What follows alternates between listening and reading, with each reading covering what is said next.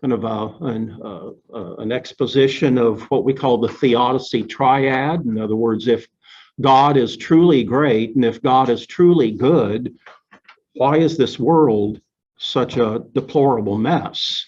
And so we talked about that argument is oftentimes used by skeptics, atheists, and others to discredit not only the Christian faith, but even belief in God. So is all the evil, suffering, pain, and hardship and adversity in this world, are those good arguments for atheism? And we deconstructed that pretty thoroughly and pretty simply. This is a universal problem that not only Christianity, but all religions and all philosophies have to address this issue. We oftentimes think that we bear the total burden, but no, any belief system has to seriously address this issue, and only biblical Christianity has any kind of plausible explanation for the realities of the existence of God and evil. We talked about what is good, what is evil, and how that so much of the evil in this world is perpetuated by human evil, human sin, and the suffering that's inflicted on others.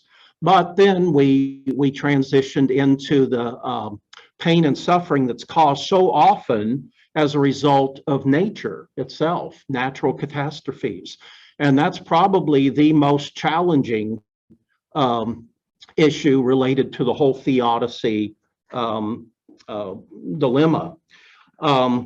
So we then talked about how suffering is addressed in the Bible, in the Old Testament and the New Testament, and the sometimes mixed messages that we get if we were to just go into Scripture and pick out certain verses rather than looking at it and interpreting it in a holistic sense.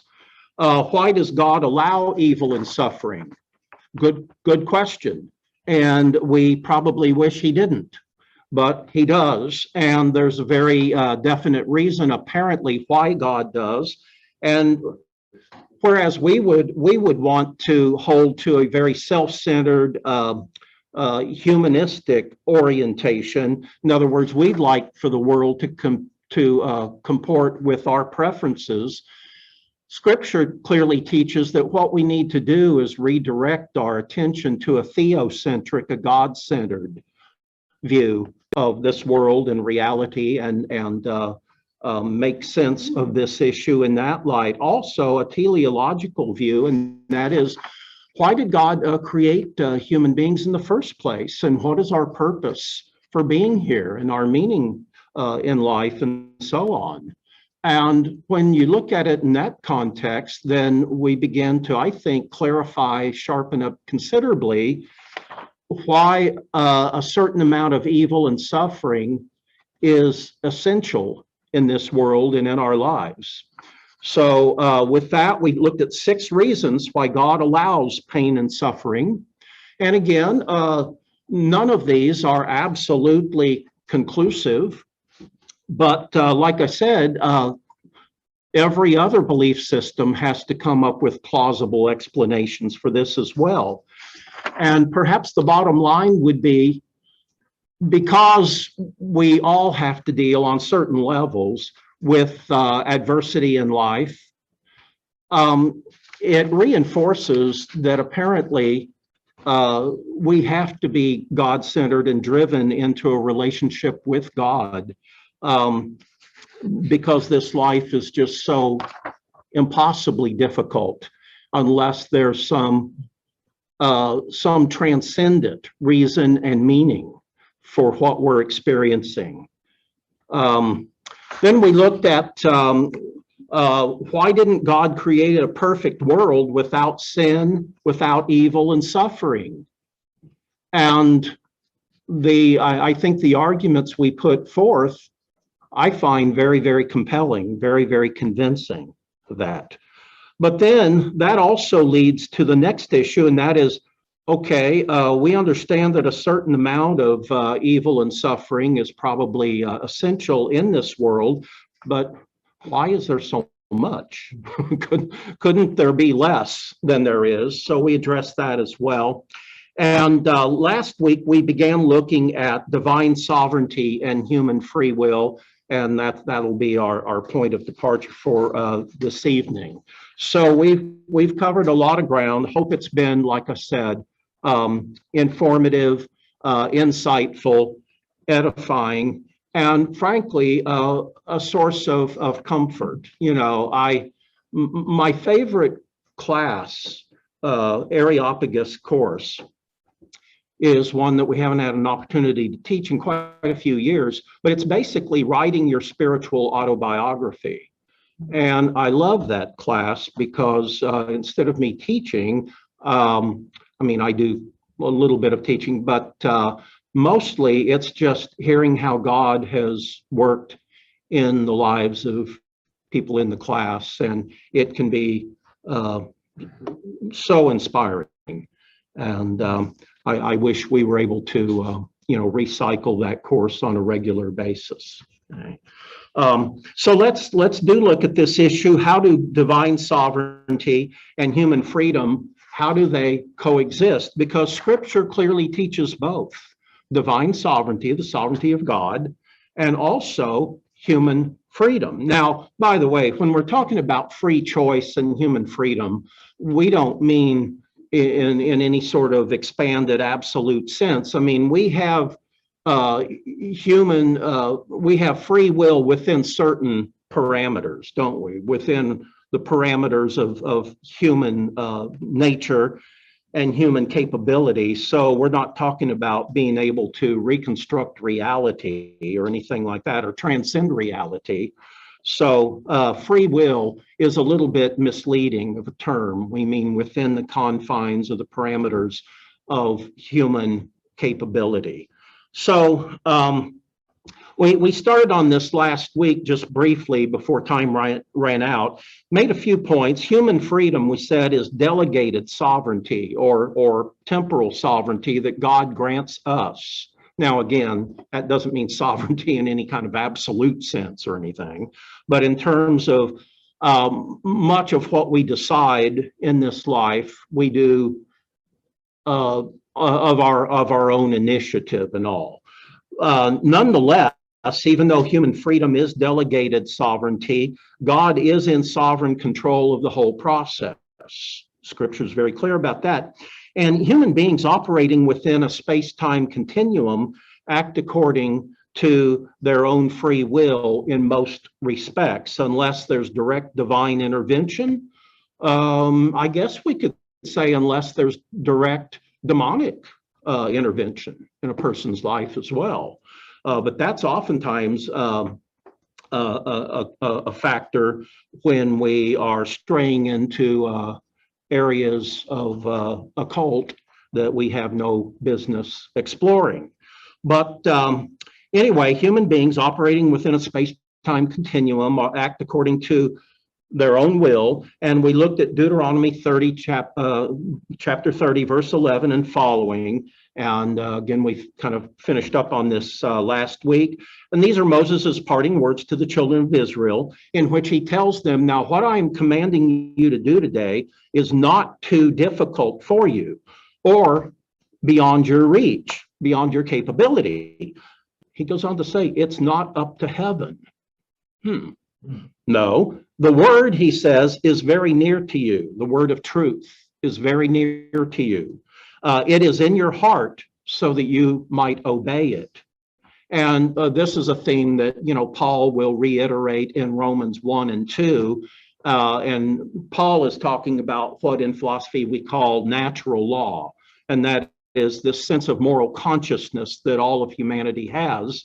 Now, the extent to which we follow the dictates of our moral conscience, well, that varies from person to person. Frankly, it varies from culture and society and civilization to civilization. Some are far better than others. All we hear today, especially from the secular left, is what a horrible country America is.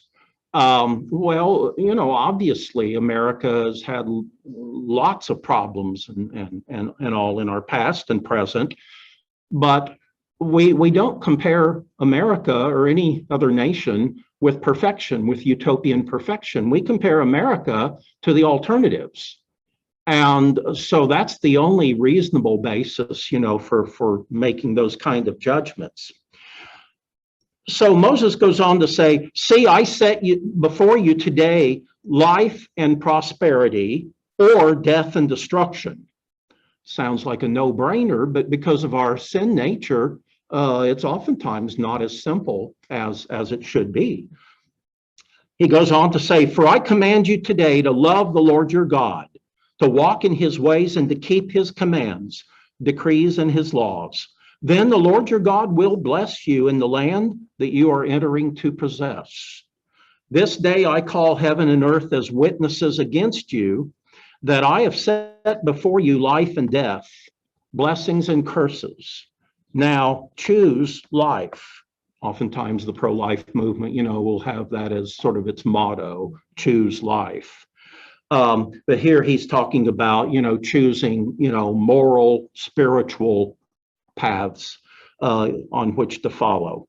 So now choose life so that you and your children may live, and that you may love the Lord your God, that you may listen to his voice, and that you will hold fast to him, for the Lord is your life. I mean, our lives always just hang in the balance, don't they? We're not assured that we will live for a single more day. Now, this theme is also, as I mentioned last week, echoed in other, or at least inferred or implied in other portions of Scripture as well. It also shows up in the Apocrypha, that 400 years between Malachi and Matthew, and the Jewish writings during that 400-year period are oftentimes just generically referred to as the Apocrypha. Catholics and Orthodox Christians call those the deuterocanonical books. Protestants oftentimes call them the Apocrypha. But here is one passage in particular from a book called The Wisdom of Sirach, which is basically a book of Proverbs. Another name for the Wisdom of Sirach is Ecclesiasticus, not to be confused with Ecclesiastes, okay? But in Sirach chapter 15, verses 11 and following, the author writes, quote, do not say that it was the Lord's doing that I fell away. In other words, don't blame God for me, messing up my life and sinning and going my own way. For God does not do what he hates. In other words, God is always consistent, unlike us. He's always consistent with his character and nature. Now, do not say that it was God who led me astray, for he has no need of the sinful. The Lord hates all abominations. And such things are not loved by those who fear, honor, and respect him. It was he who created humankind in the beginning, and he left them the power of their own free choice. And then he closes this passage by writing, if you choose, you can keep the commandments. To act faithfully is a matter of your own choice. God has placed before you fire and water. Stretch out your hand for whichever you choose. Before each person are life and death. Whichever one chooses will be given to him. So this theme carrying on. Now, being infinite and being eternal, God is outside of space and time, obviously. God knows the end from the beginning. That's what we refer to as his omniscience and his foreknowledge, divine foreknowledge. And he works through the self-determination of human freedom, and he redeems that in order to accomplish his will and purpose. Now, Saint Augustine, put it this way: God knows all things before they come to pass. And we do by our own free will whatever we choose, but that all things come from fate, we do not say, because fate is this ambiguous, ill-defined concept that Greeks and Romans in their philosophy and their religions, if they didn't have a clue why certain things in life happen, they attribute it to fate, okay, with a capital F, basically. In other words, some things happen for no good reason at all, or for, and so what Augustine's saying here is, no, we don't believe in fate. We understand that there's a cause for all that happens. Now, a lot that happens, of course, we don't know the reason, but that doesn't mean there is not a reason behind it. Likewise, Thomas Aquinas, probably the greatest Christian mind of the entire medieval period, Aquinas affirmed the compatibility of divine sovereignty and human free will. And so here would be a very modest example of this concept. We can oftentimes predict that in a certain given situation, children will choose to disobey, but that doesn't mean that their actions are not free, okay? It's just that we think we know, or we highly suspect that in a given situation, they'll probably make the wrong choice, but that doesn't mean it was determined. They still do it of their own free will. Or here's a very pedestrian example. Imagine watching a video replay of a football game. Now, the outcome of that game has already been determined, obviously, but every play that you watch was based on human self-determination. Okay. Or consider the story of Joseph in the Bible. From one point of view, the story of Joseph is a horrible tragedy. He's sold into slavery. He's deprived of a normal life. He's subjected to many, many years of abuse. Yet in the end, Joseph triumphs over evil and over suffering. God uses these circumstances in a redemptive manner, just like he can use adverse circumstances in our life if, again, we will faithfully honor and serve and follow him. It may be years down the road before we see the redemptive qualities of that we had to endure, but ultimately, in God's providential grace and in his omniscience, it was the best thing for us, even though it wasn't pleasant to go through. So as Joseph tells his brothers, you intended all this to harm me. You meant evil against me, but God intended it for good. So a key principle that constantly is integrated into this whole theodicy issue that we've been talking about. Here's another example. I think maybe, in fact, the ultimate example of this principle might be the drama of Passion Week. Over a period of only 5 days, certain individuals act freely to cause the death of Jesus. Judas chooses to betray him. The disciples choose to desert him. Peter chooses to deny him. The Sanhedrin chooses to convict him. Pilate chooses to condemn him. Didn't have to. He could have exercised some moral courage, but he did not. The soldiers choose to torture, beat, and crucify him. And Joseph of Arimathea chooses to offer a proper burial site for Jesus. So from a human perspective, looking at this Passion Week, it appears that God was either impotent or impassive when it came to saving the life of Jesus from all this abuse and humiliation and suffering. However, in the end, God works redemptively through human freedom to accomplish his will and purpose. And keep in mind, none of these people, Judas, the disciples, Peter, the Sanhedrin, Pilate, Joseph of Arimathea, none of them, were forced to do anything. This was all freely chosen on their part. So God transforms a miserable situation into the greatest triumph in all of human history. And so in this sense, I think what we can deduce is that both the sovereignty of God and human freedom were fully at work in Passion Week. Those who contributed to Jesus's death were absolutely morally responsible. Okay? It was their own free choice, their lack of moral courage, you might say, or just their basic sin nature, of course. Now, I think a principle can be derived from this, and that is, for a Christian, there is no ultimate tragedy. All of Scripture, including the last book in our Bible, Revelation, all of it reminds us that God will triumph and that all things work together for good for those who love God. Romans 8:28. Now, again, we all know that that verse says all things work together for the good. That verse does not say that all things are good. There's just horrible, evil things that go on in this world all the time.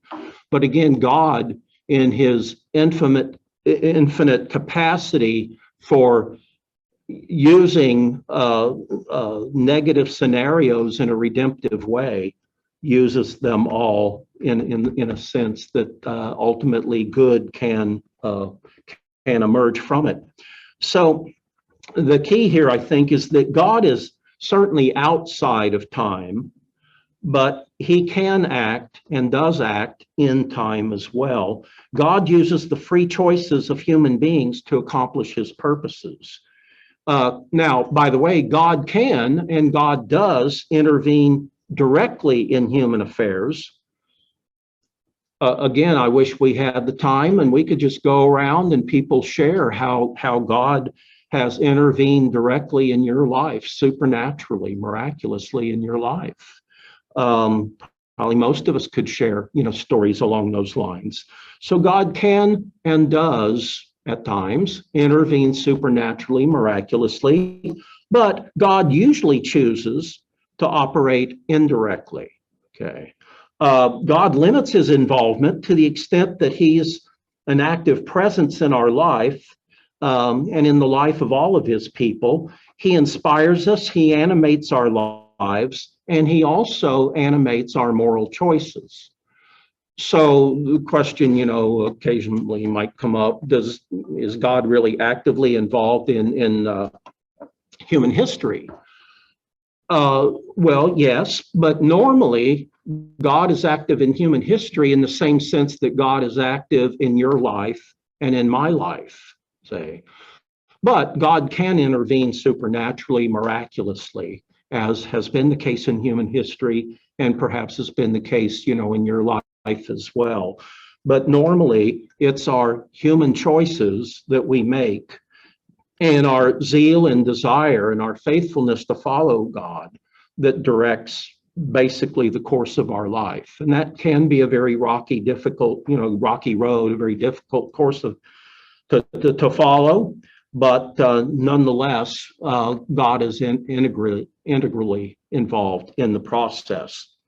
Now, if God chooses not to intervene to prevent evil, and again, think about evil that's been done to you or evil that's been said about you in your life.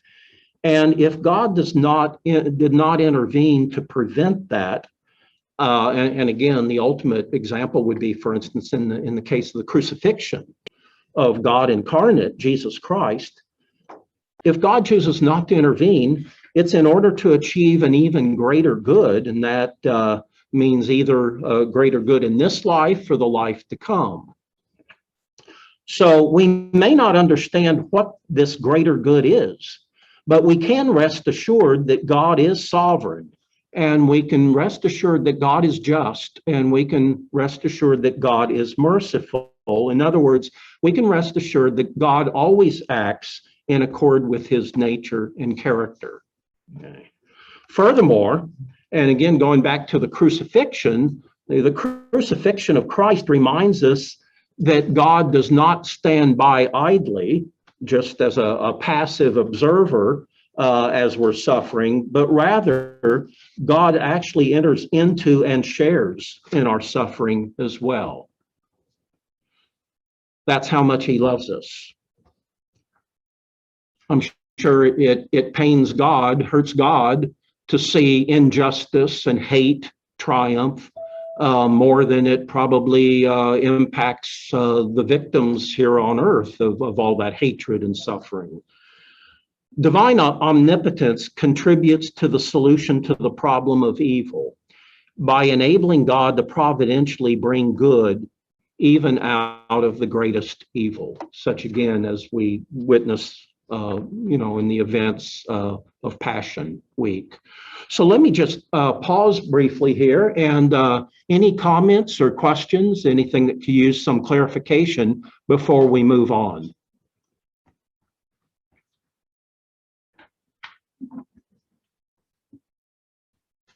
Anything? Yes, Bruce. I guess you can be picked up by this mic, I guess. I'm waiting for the next generation, the sixth generation of technology. There's just something about this. It's very difficult.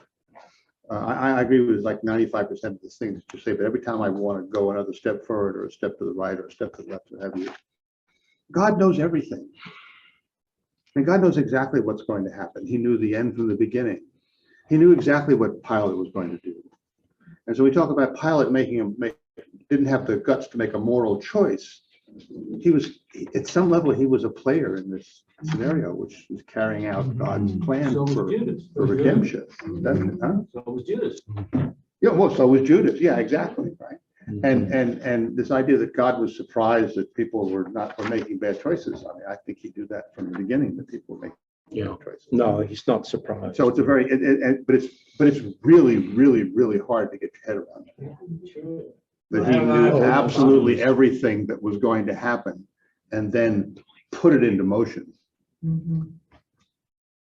The predestination, destination versus free will.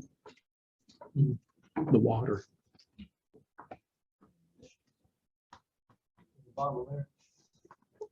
Right behind your, why you can't see it. Thank you. Thank you. So, Important thing. well, Anyway, it's just, I always, whenever I listen to this conversation, I have this, this difficulty, and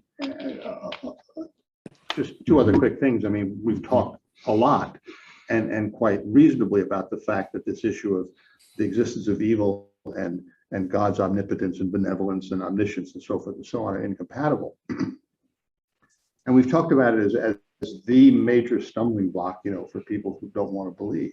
And I think that's true, right? But I think as I've spent, 20 years thinking about this sort of stuff, I think, well, I have a flip answer and a serious answer to people who take that position. One is, well, if you'd like God to get rid of evil, how'd you like it if we put your name in the hat first? Well, he'll start with you. Get rid of your evil. Would you like that? Is that what you want? Right? But forget that. That's a flip kind of answer. The other issue is, if you believe that the world is full of evil and God has not done it the way you want him to do it, right? And first of all, who are you to want him that he should be doing it the way you think you would have designed the universe? It had been your opportunity, right? I lost my train of thought. What good does it do you to deny the existence of God? You haven't gained anything. You haven't cured the problem of evil. You've only cured the one solution that's out there on offer for the problem of evil. You've walked away from it, right? So how stupid is that, right? So I think that we think of it as a big stumbling block for people, but I think it can be handled in ways that make them, at least as Greg Koch liked to say, put a stone in their shoe, so when they walk away, they think about this and think about it from a different perspective. Okay? Yes. Strong letter to follow. Strong letter to follow. letter. No, those are good points. And obviously God is in his foreknowledge, he's not shocked and surprised by anything. What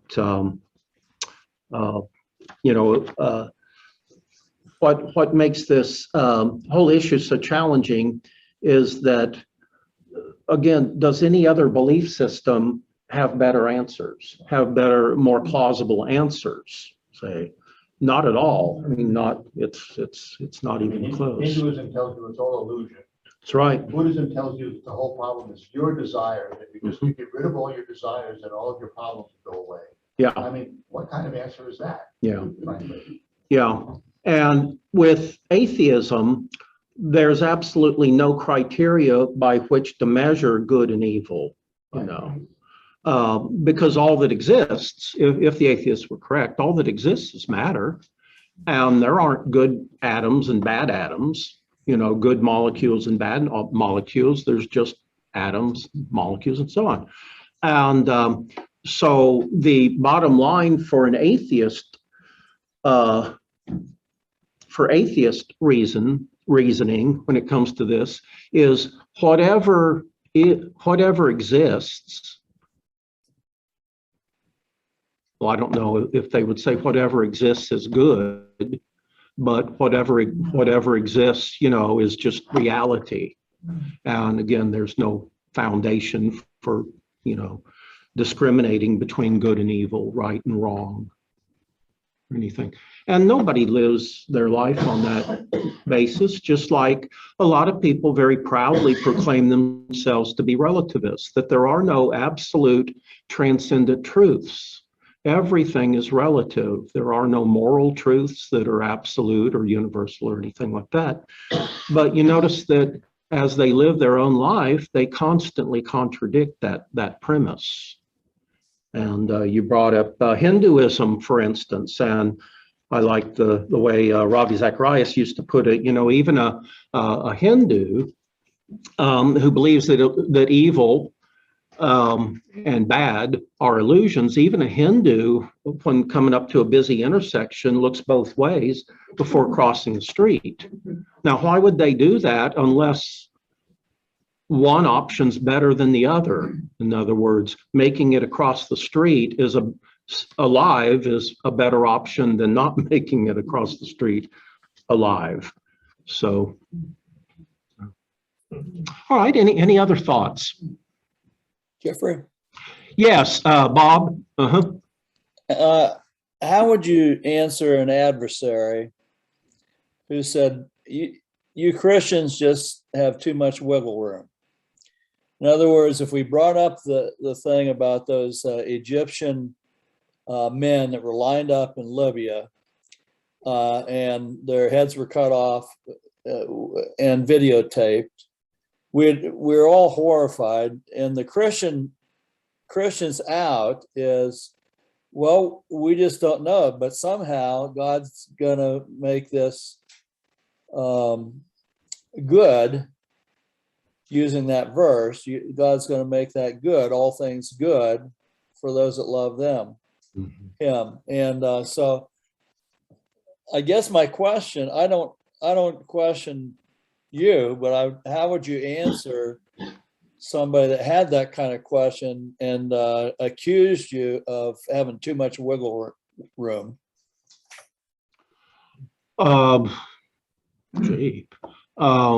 What would I say? Well, from the dawn of humanity, I mean, there's just been gross evil and all, and for reasons that we simply do not know definitively, we do not know, God allows it to happen. So we have to understand not only God's nature, but ours as well. And we have very, very limited capacities to understand the full breadth of reality. So you're bringing it back just basically to we have faith in God that He's a good God. And so whatever happens, we don't know why it happens, and we don't know how it's good. We cannot figure out how it's good. But intrinsically, since God is made that verse for us, it comes back to faith. That's what we have to tell the atheists. We just have faith that God's a good God. Well, you could ask them if they have any explanation. Yeah.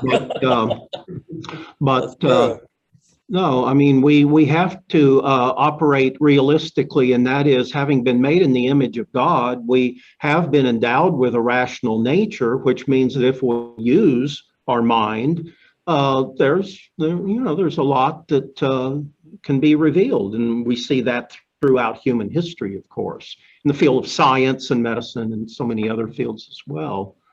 But we also have to understand our very definite limitations. And again, I would go back, and I hope this doesn't sound utterly simplistic, but I go back to that analogy of imagine this huge blank wall, and which represents the sum total of human knowledge. Now, how much do you know compared to the sum total of human knowledge? How much do I know? It's hardly a dot on the wall. And then let's reconstruct it and imagine that this is the sum total of reality, total reality. In other words, the sum total of God's, knowledge, and how much do we as human beings corporately and collectively know. So I think it's just a realistic assessment of our potential and capabilities in life, and the limitations of our capabilities and limitations. Does anyone else have any thoughts to offer to that particular issue that Bob brought up? Well, if you apply the end of that verse 8:28, it does say for them, for those who love God. That's right. So there's Who are called according to his purpose, and so on. That issue of the example he gave, which is a good example, Yes, brings that at least into focus. that's right. That issue. That's not a universal declaration, right, is it? That encompasses all of humanity. It's for those who have chosen to follow God's ways honestly, sincerely, faithfully. Any other thoughts on that? I'm amazed at the missionaries that have been kidnapped by the gangs. 17 of them in Haiti, including the women, children. Their prayer is that they will be able to turn those patients and, show them love, Right, to change their thinking, to change them leading them toward Jesus. Yeah. I mean, selfless. Yes, what a pure prayer on their part. And we don't know if that'll happen immediately. It might happen in a few years or the next generation or two, or perhaps it won't ever happen, that the hearts of those people or their descendants, will be turned toward God as a result of this heinous act that they've committed. Well, the missionaries down in, they were pilots, and they landed thinking it was safe. Aka Indians, yes, skewered, But their wives went back and converted the entire tribe. Yes, yeah. That was Jim Elliot. Elliott. What country was that again? Jim Elliott. It's in South America South somewhere. Yeah. Incredible story. Yes. Tip of the spear, I think. Yeah. Okay, yeah. All right, well, anything else, and then we'll move on here in our outline. All right, well, let's take a look here at also a great challenge in terms of making sense of this whole issue. We've been talking about this and analyzing it and trying our best to reconcile all the vagaries of all this. It's mostly been kind of a, for lack of a better term, kind of an intellectual approach to the topic. And I think it's very, very important that we think about all this as rationally and all as possible. But there's also the emotional problem of evil and suffering. And probably, for most people, probably, this by far overrides the intellectual problem. Because we're so emotionally involved in the affairs of our life, for better or for worse. So in some cases, you might say this is the greater challenge. And the whole course up to this point essentially has been, again, trying to think through this and come out with rational explanations for much of this. But here's another one we have to deal with, and that's how it affects people, viscerally and emotionally. Now, if you go back to the reputed father of modern philosophy, Socrates, his basic principle of philosophy was that reason must rule emotions. Oh my, if people would follow that, what a different world this would be. Reason has to control and dominate our emotions. Of course, that's easier said than done, isn't it? Okay. Reason is not the only means by which we access truth and reality. In other words, we can access truth and reality through intuition, through imagination. These can lead us into paths of awareness that, at least temporarily, might even bypass rational thinking processes. Now, sometimes intuition and imagination and so on can serve as pathways to the supra-rational. In other words, realities that are frankly above and beyond our rational capability, or like the French philosopher and mathematician Blaise Pascal put it, the heart has its reasons that reason knows not of. You're probably familiar with that line, maybe the most famous line that Pascal wrote. The heart has its reasons that reason knows not of. But of course, we also want to issue a word of caution here, because due to what we call the noetic effects of the fall, in other words, the fall has corrupted every aspect of our being. And due to the noetic effects of the fall, we have to be very careful, because our intuition, our imagination, and our emotions can certainly deceive us. And this sort of leads us back to a central premise, and that is that now truth is sometimes supra-rational, in other words, above and beyond our rational capabilities. Think of the doctrine of the Trinity is a great example. See, that's not irrational, it's not illogical, but it certainly is supra-rational. It's beyond our ability to reason. So truth is sometimes supra-rational, but truth is never irrational. Now, if it were irrational, it couldn't possibly be true, okay? But there are things in life, like, again, best example that I can think of immediately here is the doctrine of the Trinity. This is a supra-rational concept. For many people, especially when overwhelmed by grief and pain, the emotional issues related to theodicy present a far greater challenge than the intellectual issues. For one thing, pain and suffering can be absolutely terrifying. And C.S. Lewis addresses this issue in his book, The Problem of Pain. And Lewis puts it this way: you would like to know how I behave when I'm experiencing pain rather than when I'm just writing books about it. Well, you need not guess how I behave, for I am going to tell you. I am a great coward. I'm a great coward. When I think of pain, of anxiety that gnaws like fire, and loneliness that spreads out like a desert, and the heartbreaking routine of monotonous misery. Monotonous misery. Think of people that are, bedbound. Have a sister-in-law who's been bedbound for way more than a year and a half. She hadn't been out of bed a year and a half.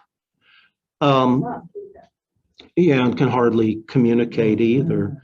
So when we think of the heartbreaking routine of monotonous misery, or again of dull aches that blacken our whole landscape, or sudden nauseating pains that knock a man's heart out at one blow, of pains that seem already intolerable and then are suddenly increased, of infuriating scorpion stinging pains, it quite overwhelms my spirit.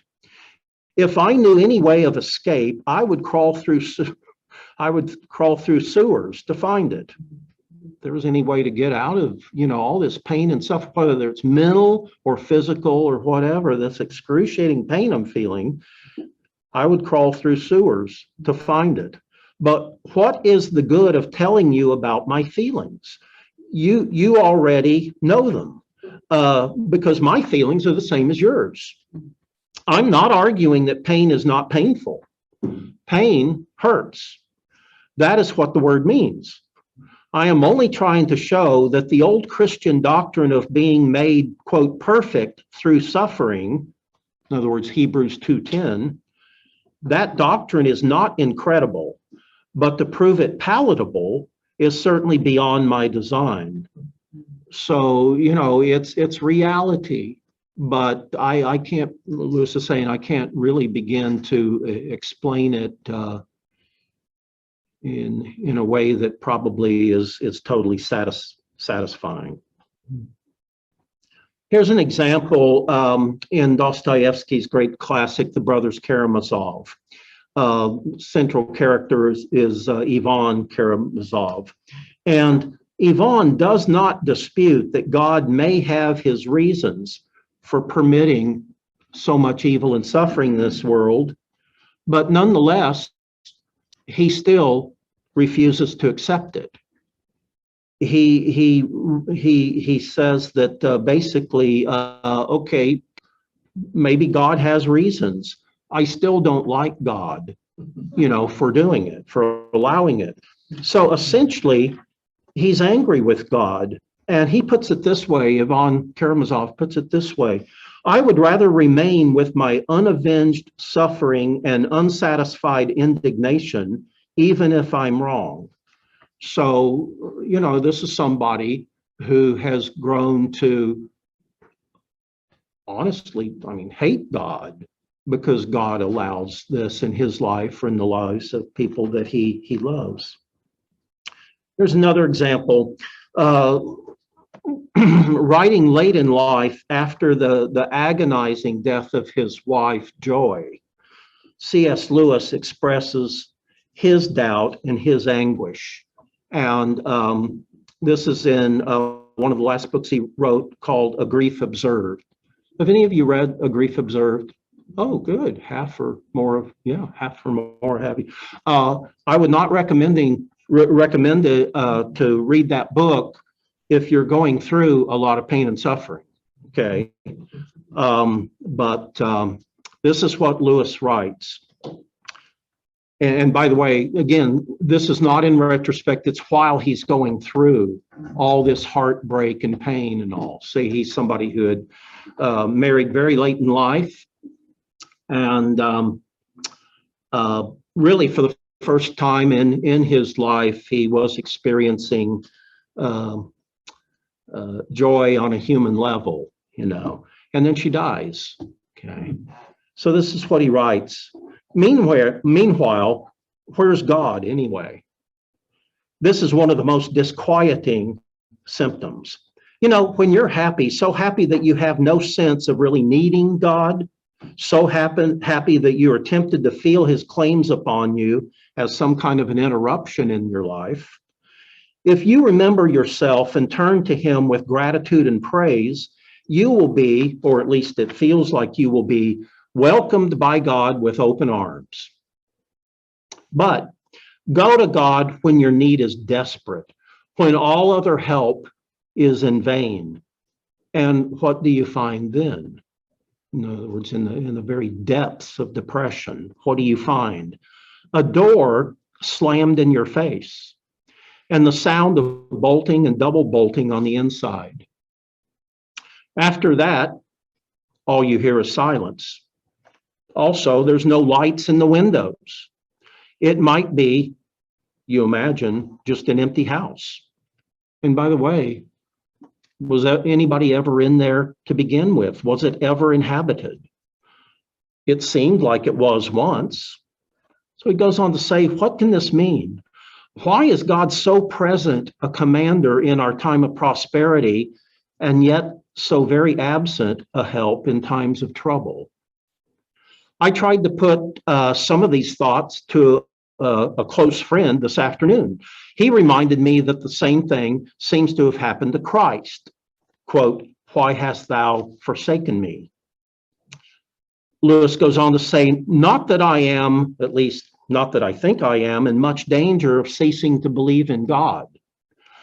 The real danger is of coming to believe such dreadful things about God, that his character and nature really is not as portrayed in the Bible. The conclusion I dread is not, quote, so there's no God after all, but rather it is, quote, so this is really what God is like. Deceive yourself no longer." Okay. Boy, that really is a potent book to read. Again, I would not recommend anybody reading that book if you're really struggling with disillusionment, depression, and so on. But other than that, it's absolutely stark, and challenging. But ultimately, it's a book that I would recommend everybody read, because there is a redemptive theme in it. But he's being very, very honest as he's writing that book. And so the good news is that God is not really an impassive force or an impersonal force who's uninvolved in human affairs. He does care. He's a loving father who shares in our hurts and our disappointments. And I like the way the Christian philosopher Alvin Plantinga puts it, quote, "God does not stand idly by, coolly observing the suffering of his creatures. He enters into and shares in our suffering. He endures the anguish of seeing his son, for instance, consigned to the bitterly cruel and shameful death of the cross." Now, some theologians claim that God cannot suffer, but I believe they're wrong. God's capacity for suffering, I believe, is proportional to his greatness. Christ was prepared to endure the agonies of hell itself. He was prepared to accept this suffering in order to overcome sin and death and the evils that afflict our world, and to confer on us a life more glorious than we can ever imagine. So we don't know why God permits evil. We do know, however, that he was prepared to suffer on our behalf. So we don't know why God permits evil. It's beyond our capacity, but we do know that he was prepared to suffer himself on our behalf. Well, that's amazing. Amazingly profound. So when we look at this theodicy issue from a divine perspective, in light of what we know of the nature and character of God, it does tend to bring the whole issue into perspective. And in their book, Philosophical Foundations of a Christian Worldview, the philosophers William Lane Craig and J.P. Moreland write, quote, "When we comprehend Christ's sacrifice and his love for us, this puts the problem of evil in an entirely different perspective. For now, we clearly see that the true problem of evil is the problem of our evil. We eventually come to the realization that in my life, my main problem is my wife. Oh, wait a minute. I'm sorry.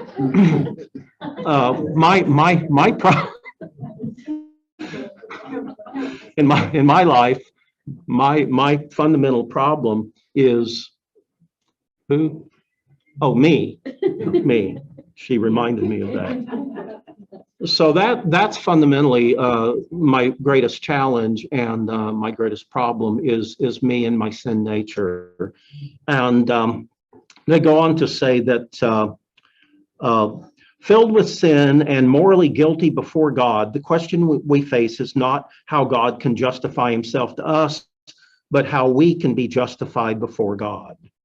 And this, reminds me of a verse in Psalm 73. 16 and 17, where we read, quote, "When I tried to understand all of this, it was oppressive to me until I entered the sanctuary of God.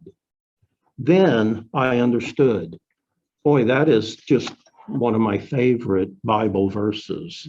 When you feel oftentimes overwhelmed with all the pressures of life and problems in life and so on, we can deduce certain causal factors, but as we've talked about, we can only go so far with our limited human understanding. But as this verse says, all this was oppressive to me. I could not figure it out. I couldn't reconcile it until I entered into the sanctuary of God. You know, one time I think we had just joined this church or something, and a visitor came up and asked me where the sanctuary was. And I said, "Oh, it's right here." You know, this is where God dwells, not in some auditorium or whatever. This is the sanctuary. So when I entered the sanctuary of God, then I understood.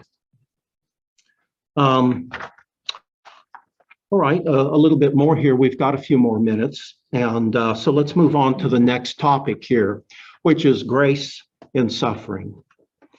And as you see the subtitle there, you know, it's really all about our attitude. If we think we deserve certain things in life, a pain-free life, for instance, we're sadly mistaken and we are deceived.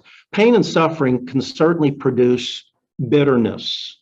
It does in a lot of people, but it can also be redemptive. And again, C.S. Lewis, writing in his book, The Problem of Pain, "I am not convinced that suffering has any natural tendency to produce cynicism and evil." Interesting. I'm not convinced that suffering has any natural tendency to turn us against God, basically.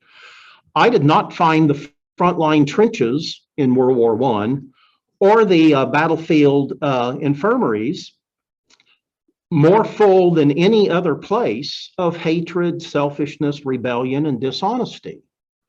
I have seen great beauty of spirit in some who were great sufferers. I've seen men, for the most part, grow better, not worse, with advancing years.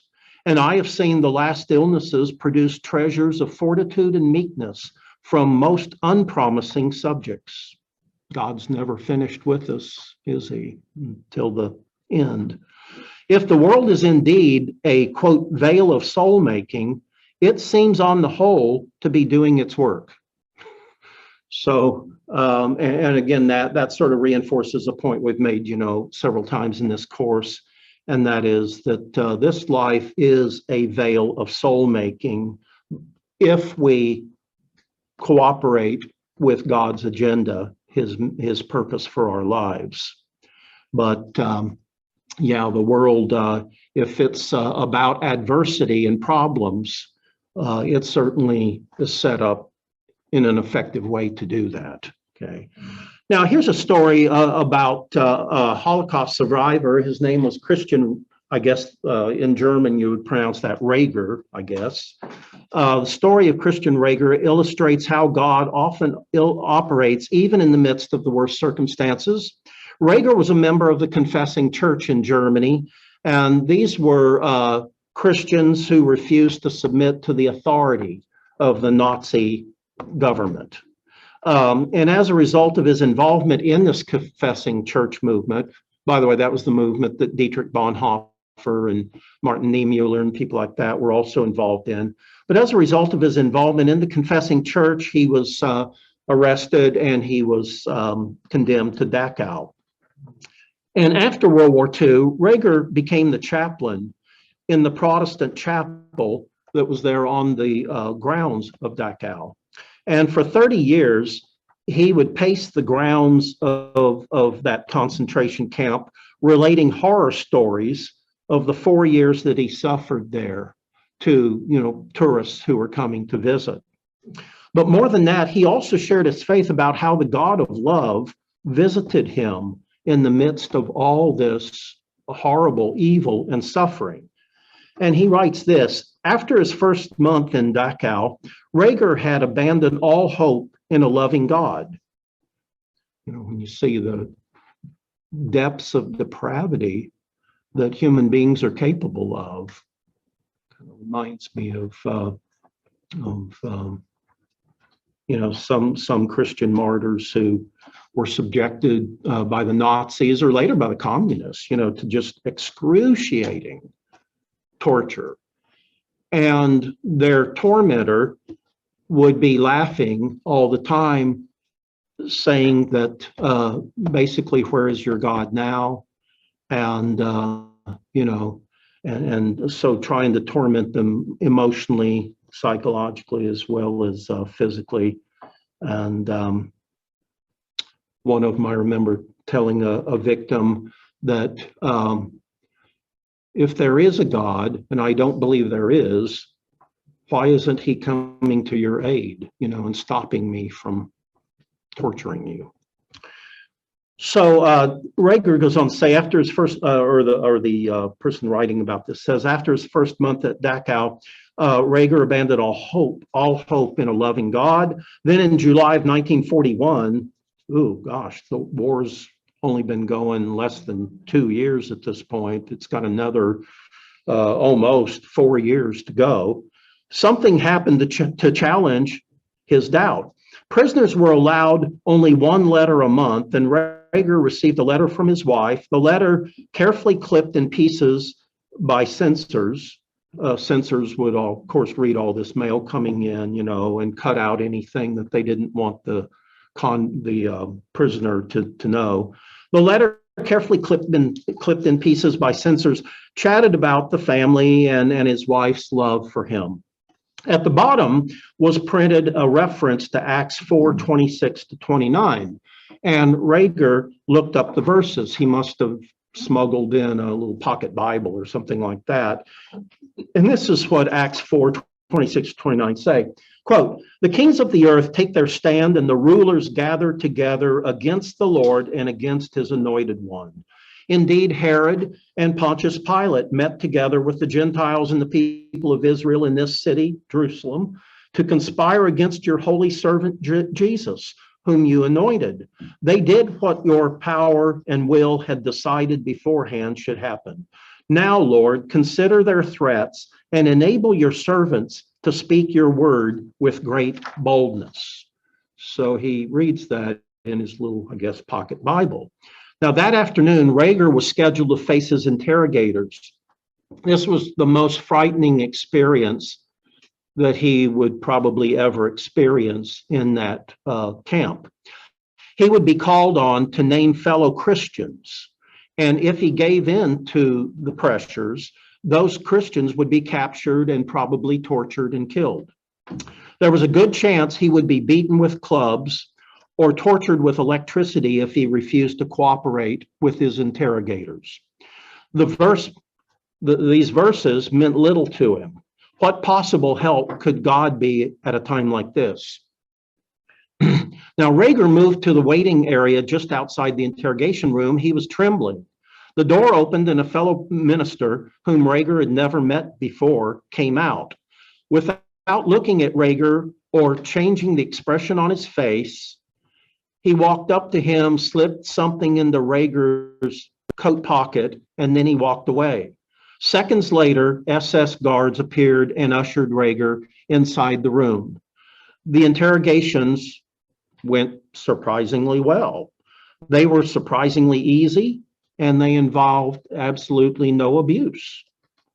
When Rager arrived back at the barracks, he was sweating from all the tension. He breathed deeply for several moments, trying to calm himself. Then he crawled into his bunk. Suddenly, he remembered the strange incident with the other minister. He reached into his pocket and pulled out a matchbox. Inside, there were no matches, but there was a folded slip of paper. Rager unfolded the paper, and his heart pounded hard against his chest. Neatly printed on the paper was this reference, Acts 4:26-29. It was a miracle, a message from God. There was no way that that minister could have seen the letter from Rager's wife. He did not even know the minister. God had arranged the event as a demonstration that God was still alive, still able to strengthen, and still worthy of trust. Christian Rager was transformed from that moment on. It was a small miracle, but it was enough to found his faith in bedrock that could not be jarred by the atrocities, the murders, all the injustice that he would witness over the next 4 years at Dachau.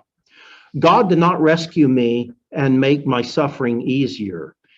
God simply proved to me that he was still alive, and he still knew that I was there. I can only speak for myself. Others turned away from God because of their experiences. I simply know that God met me there. So that's taken from Philip Yancey's book, Where is God When It Hurts? And one more example before we close things out. And this comes from just a brilliant book by Alexander Solzhenitsyn called One Day in the Life of Ivan Denisovich. And this was a book that Solzhenitsyn wrote in 1962. And this also provides another very inspiring story of grace and suffering. And it's based loosely on Solzhenitsyn's own experiences. He was thrown into a Soviet gulag. I can't remember exactly how many years, but this story, which I assume is mostly fictitious, is sort of a compilation of ideas that came to him during his time in that Soviet prison camp. So anyway, in this story, One Day in the Life of Ivan Denisovich Shukov is a plain, ordinary everyman in the Soviet Union in the late 1940s. As a prisoner in a Soviet gulag in Siberia, he's subjected every day to just abject misery. The prisoners work from sunrise to sunset, building a factory under the very worst conditions imaginable. It's about 40 degrees below zero when he recounts this particular day. Nonetheless, despite the conditions, Shukov struggles to maintain his honesty, his decency, and his self-respect in a battle with sinister forces. And these are sinister forces that are determined, for reasons beyond his understanding, to destroy his human dignity.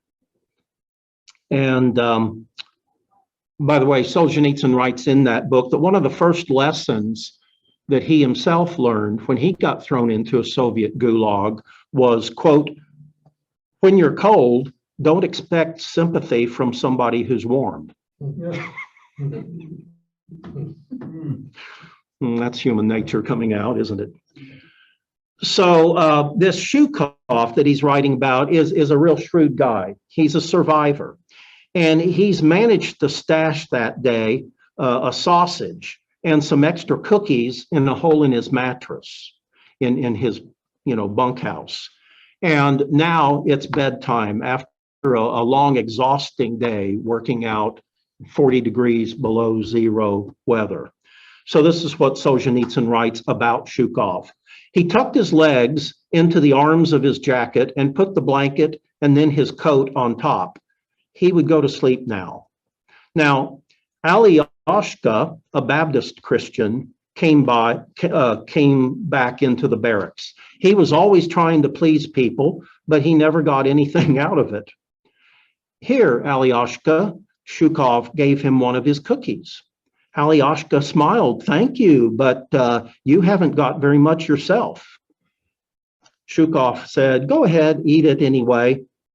It was true that he didn't have very much, but he could always come up with something else. And he put the piece of sausage then into his mouth. He'd been saving the sausage since breakfast.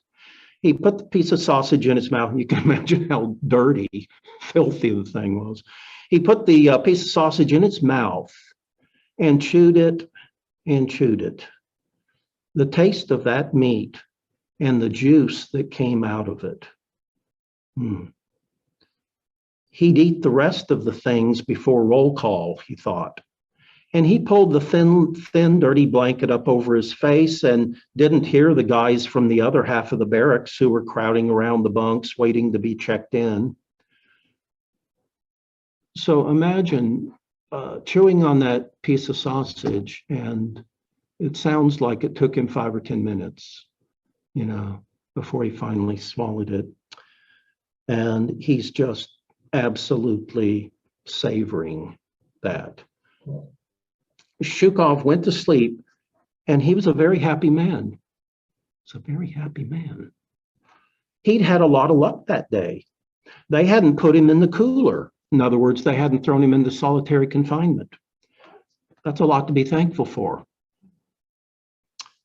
He'd finagled an extra bowl of mush at noon. The boss had gotten them good rates for their work. He'd felt good building that wall, that wall out in the middle of nowhere that they were working on, brick wall. Furthermore, they had not found that piece of steel in the frisk. He had seen a piece of steel, and I can't remember exactly what he thought that would be useful for. I don't know, maybe to file his fingernails or toenails or something like that. But he knew he wasn't supposed to take it, but he did, and he hid it in his coat. And even though these prisoners were frisked on their way back to the barracks, they had not found that little piece of steel. He'd been able to buy some tobacco that day, and he'd also gotten over his sickness. Now, nothing had spoiled the day, and it had been an almost happy day. I mean, he's living in abject misery, and he is so grateful for the simple, common blessings of life. Now, there were 3,653 days just like this in his sentence, from reveille to lights out. 3,653. Well, that's 10 years plus 3, isn't it? The 3 extra days were because of the leap years.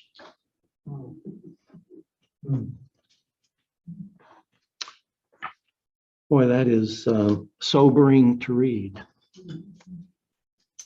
And we often imagine that we have reasons to complain and to be angry about the conditions in which we live. Reading Solzhenitsyn's book, one's reminded of the words of the Apostle Paul in 2 Corinthians, where Paul writes, quote, "As servants of God, we commend ourselves in every way, in great endurance, in times of trouble, hardships, and distresses, in beatings and imprisonments, and in riots, in hard work, sleepless nights, and hunger, in purity, understanding, patience, and kindness, in the Holy Spirit and in sincere love, in truthful speech and in the power of God, through glory and dishonor, bad report and good report, genuine yet regarded as impostors, known yet regarded as unknown, dying and yet we live on, beaten and yet not killed, sorrowful yet always rejoicing, poor yet making many rich, having nothing yet possessing everything." So consider that even the God of the universe, incarnate in Jesus Christ, did not avoid suffering in this life, but he allowed himself to endure all the pain and all the evil that common humanity has ever had to suffer, including even a very torturous death. As Paul writes in Philippians chapter 2, your attitude should be the same as that of Christ Jesus, who being in the very nature of God, did not consider equality with God something to be grasped, but made himself nothing, taking on the very nature of a servant, being made in human likeness. And being found in appearance as a man, he humbled himself and became obedient to death, even death on a cross. And those of you who are pretty familiar with his epistle to the Philippians know that a few verses later, Paul will also add I want to know Christ, and I want to know the power of his resurrection and the fellowship of sharing in his sufferings. I want to become like him in his death, and so somehow to attain to the resurrection from the dead. So, again, we've only reserved part of one session in this course, focused primarily on the emotional challenges of the theodicy issue. But I think we've probably, covered enough this evening to where that's really a force to be taken seriously as well. And again, in sickness and health and times of blessing and times where we imagine that things could hardly be any worse, our call is always the same, and that is to trust in the character and nature of God, his boundless love for us, and realize that all of this has a meaning and a purpose. We may not have a clue what that is in this life, but ultimately we will know. Well, next week we'll finish with kind of the summa, the summary of the course, the ultimate conclusions we can draw. And for those of you who've been looking for a more optimistic session, one full of hope and so on, we'll deal with that next week. But as we've said before, this is not a perfect world in which we live, but it is a perfect world if the point in life is not just joy and pleasure and self-fulfillment, but rather the development of our character into a more Christ-like character. Then you could pretty much say, yeah, this world seems pretty ideal for that. Okay, it's a veil of soul making. Well, anything briefly before we close things out for this evening? Any of you online or here in the class? Bill, yes, comment? The American aviators that were captured during the Vietnam War, and they spent years and years in Hanoi Hilton. I read a book, it's called POW, and I was just shocked at the brutality and the savagery of the North Vietnamese toward our young fighter pilots and bomber pilots. Right. I mean, it was, you just can't, you're reading this and you can't imagine in this day and age, people being so savage and so brutal to another group of people. And they were doing it, a lot of them were doing it with a smile on their face and doing other unseen things. That's right. That's right. It was just disgusting. And so they talk about suffering. When they came home, I just can't imagine, after they got, they'll never get over their PTSD, but being able to come back and be with their families and the joy, reuniting with their families. Can't imagine it. Absolutely. And also it's just another reminder, all people aren't the same. Actually, no two people are exactly the same, but some people are better than others in terms of by human standards, in terms of their moral precepts. Furthermore, some societies and cultures and nations are better than others. Contrast the way American POWs were treated by the Japanese in World War II, in contrast to how Japanese POWs were treated by the Americans or the British. It's virtually night and day. It is night and day.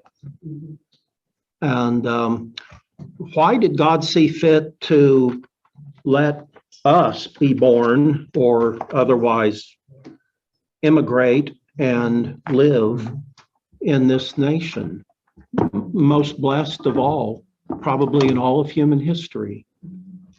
And we know that with great blessings come great responsibilities.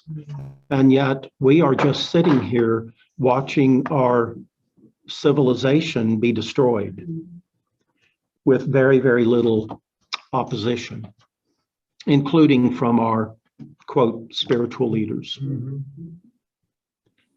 So those to whom much is given, much is required, and I think the judgment of God will be all the harsher. Nobody's been as privileged as we. So let's use whatever time and resources God grants us from now to the end of our lives. Let's use them wisely. You know, it's all about priorities, isn't it? The older we get, the more cognizant we are that we have very limited time, very limited energy, very limited resources. So it all comes down to priorities, doesn't it? So let's, you know, if necessary, radically reprioritize our lives so as to truly honor God and love others as we are told to love ourselves. Thank you. Thank you, Bill. Anything else? Jeffrey, this is Wanda. What are Okay. you going to teach next quarter? What do you want me to? No, I'm kidding. I was actually talking to Dolly and a couple of other people just over the last couple of weeks, and I don't have a strong sense of what I should teach next semester starting in January, but we did talk about a few options. So if I get greater clarity between now and next Wednesday, I'll be sure and let you know. Are you going to Zoom again? Yes, we have quite a few people that live outside the area, outside of East Cobb. And so, yes, we will offer it via Zoom as well. I hope more and more people are able to come back and join us live and in person. But I'm very thankful for those of you who, you know, join us virtually as well. So The class was about 50-50 split between Zoom and so we had almost. Oh. We had a few more people on Zoom, but then Jeffrey's on Zoom. And okay. I'm on Zoom. So Yeah. About Yeah. 25 each. Okay. So, well, thank you all for being with us this evening, and I hope that was insightful and properly edifying. And we'll as I said, present the summary of it all next week. So blessings on your week.